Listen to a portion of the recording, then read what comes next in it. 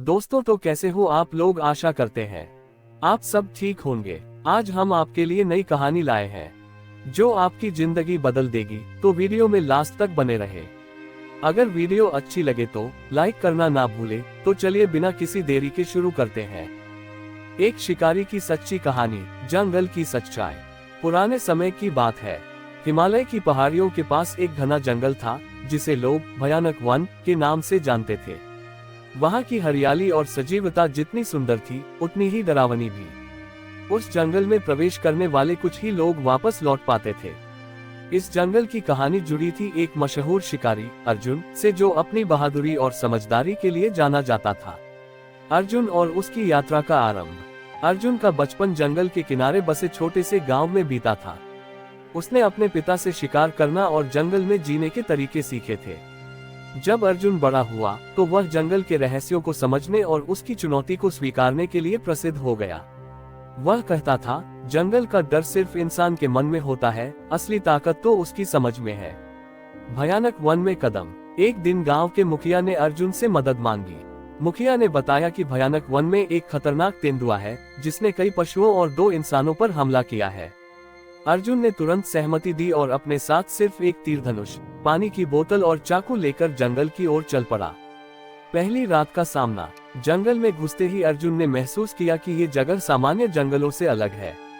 यहाँ की हवा भारी थी, जैसे कि कोई अदृश्य शक्ति उसे देख रही हो। पहली रात अर्जुन ने एक बड़े पेड़ के नीचे आराम करने का फैसला किया। अचानक उसे झाड़ियों से एक हलचल सुनाई दी।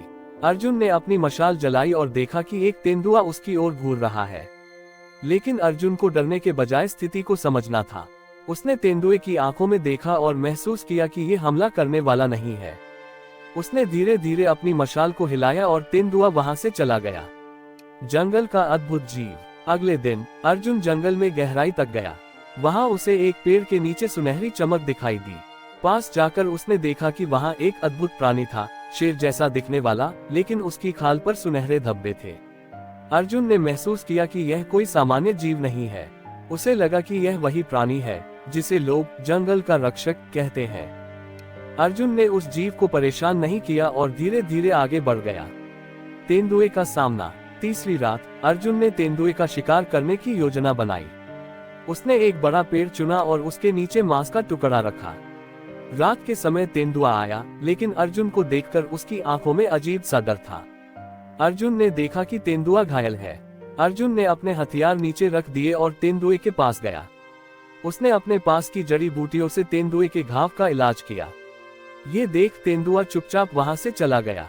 अर्जुन को यह एहसास हुआ कि जंगल में शिकार करना सिर्फ जानवरों को मारना नहीं है, बल्कि उनकी रक्षा करना भी है। जंगल की रहस्यमयी आवाज। अर्जुन जब वापस लौटने की तैयारी कर रहा था, तभी उसने जंगल में एक रहस्यमयी आवाज सुनी। वह आवाज किसी इंसान की तरह थी, लेकिन वहां कोई नहीं था। अर्जुन ने ध्यान से सुना और महसूस किया कि यह आवाज जंगल का संदेश है। वह कह रही थी, तुमने आज हमारी रक्षा की है।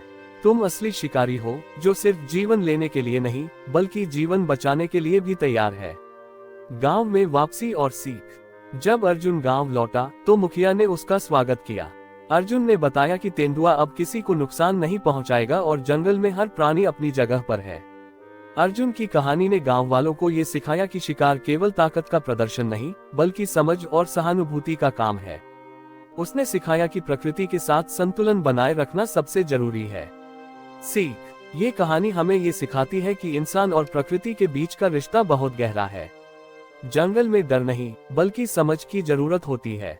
अगर हम दूसरों के जीवन का सम्मान करेंगे, तो हमें भी प्रकृति का आशीर्वाद मिलेगा।